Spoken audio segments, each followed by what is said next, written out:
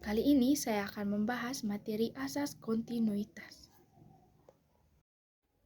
Nah, pada materi ini saya akan menjelaskan dua materi, yaitu debit aliran dan asas kontinuitas. Nah, yang pertama saya akan menjelaskan debit aliran. Nah, debit aliran adalah besaran yang menyatakan volume fluida yang mengalir melalui suatu penampang dalam waktu tertentu. Nah, secara matematis dapat dirumuskan dengan persamaan Q sama dengan V per T atau Q sama dengan A kali V, di mana Q sama dengan aliran dengan satuannya yaitu meter kubik per second, dan V adalah volume fluida dengan satuannya yaitu meter kubik, dan T adalah waktu dan satuannya yaitu S, dan A adalah luas menampang dan satuannya yaitu meter kubik, dan V kecil merupakan kecepatan aliran dan satuannya yaitu meter per second. Nah, berikutnya contoh soal dari debit aliran. Ahmad mengisi ember yang memiliki kapasitas 20 liter dengan air dari sebuah keran seperti pada gambar. Nah, jika luas penampang keran dengan diameter D2 adalah 2 cm kuadrat dan kecepatan aliran air di keran adalah 10 meter per second, tentukan debit air dan waktu yang diperlukan untuk mengisi ember. Nah, teman-teman, di soalnya diketahui bahwa volumenya sama dengan 20 liter atau 20 kali 10 pangkat min 3 meter kubik. Dan luas penampangnya sama dengan 2 cm kuadrat atau 2 kali 10 pangkat min 4 meter kuadrat. Dan kecepatan alirannya yaitu 10 meter per second. Yang ditanya yaitu Q dan T. Nah, untuk mencari debit alirannya atau Q, kita menggunakan rumus Q sama dengan A kali V, di mana Q sama dengan 2 kali 10 pangkat min 4 kali 10, dan Q sama dengan 2 kali 10 pangkat min 3 meter kubik per second. Jadi, untuk debit airnya yaitu 2 kali 10 pangkat min 3 meter kubik per second. Nah, untuk mencari waktu yang diperlukan untuk mengisi ember, kita menggunakan rumus Q sama dengan V per T, di mana Q sama dengan 2 kali 10 pangkat min 3 sama dengan V-nya yaitu 20 kali 10 pangkat min 3. Karena T-nya belum diketahui, maka kita tulis per T. Nah, T-nya pindah ke depan, maka T sama dengan 20 kali 10 pangkat min 3 per 2 kali 10 pangkat min 3. Nah, di sini kita bisa coret 10 pangkat min 3-nya. Lalu T sama dengan 20 per 2. Nah, 20 per 2 itu sama dengan 10. Maka waktu yang diperlukan untuk mengisi ember yaitu 10 sekon. Nah, yang berikutnya asas kontinuitas.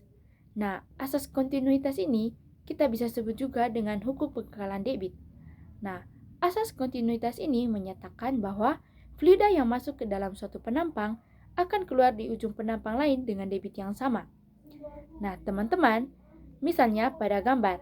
Nah, pada gambar itu merupakan aliran air melalui penampang 1, 2, dan 3.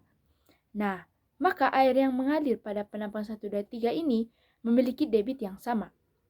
Nah, maka berlaku persamaan Q1 sama dengan Q2 dan seterusnya, atau A1 V1 sama dengan A2 V2 dan seterusnya. Nah, teman-teman, ketika misalnya penampangnya lebih luas, maka alirannya itu jadi lebih lambat. Nah, sedangkan yang penampangnya itu luas, maka alirannya itu akan lebih cepat. Nah, nilai dari debitnya itu pada masing-masing penampangnya akan sama. Yang berikutnya contoh soal dari asas kontinuitas ini.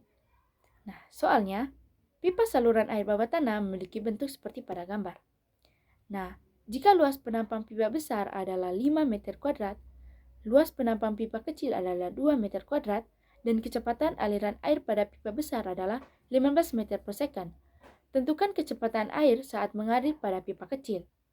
Nah, dari soal diketahui bahwa A1 sama dengan 5 meter kuadrat, dan A2 sama dengan 2 meter kuadrat, dan V1-nya sama dengan 15 meter per second. Dan yang ditanya di sini sama adalah V2.